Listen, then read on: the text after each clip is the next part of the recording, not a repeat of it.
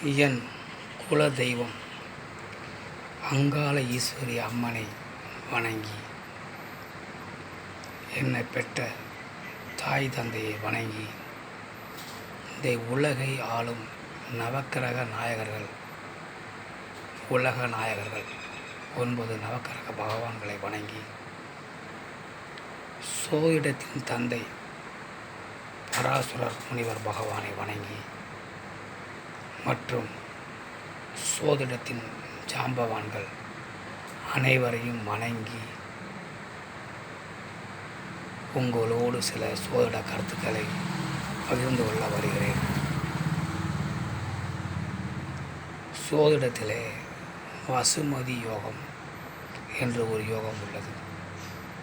அந்த யோகம் யாருக்கு கிடைக்கும் என்பதை இப்போது பார்ப்போம்.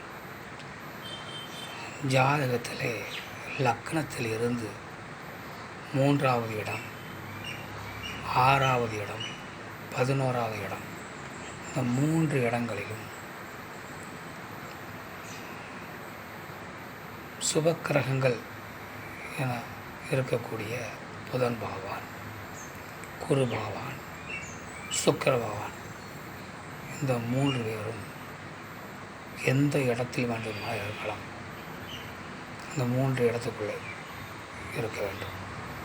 3 பேரும் 3 இடத்தில் இருந்தாலும் சரி, இல்லை 2 இடத்துல இல்லாமல் ஒரு இடத்துல மட்டும் அப்படி இருக்குது என்றாலும் சரி, அந்த யோகம் செயல்படும். அந்த வசுமதி யோகம் என்பது அல்ல குறையாத ஒரு பாக்கியத்தை கொடுக்கக்கூடிய யோகம்.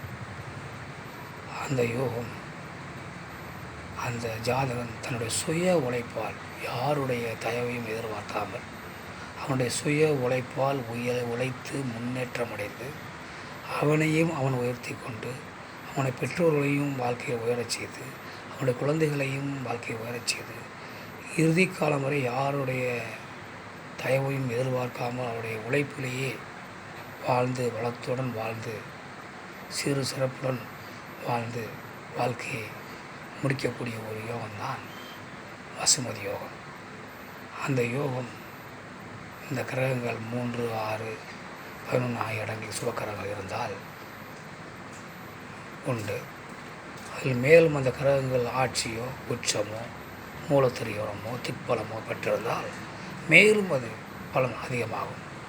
ஸோ அப்படி நமக்கு இல்லை என்றாலும் அந்த 3 இடங்களிலும் அசுப கிரகங்கள் என்று சொல்லக்கூடிய கிரகங்கள் சூரிய பகவான், செவ்வாய் பகவான், சனி பகவான் இவங்கள் இருந்தாலும் அந்த ஜாதகனுக்கு 55 வயதுக்கு மேலே, அதாவது 50 வயதுக்கு மேலேயே வாழ்க்கை முன்னேற்றம் தொடங்கிவிடும்.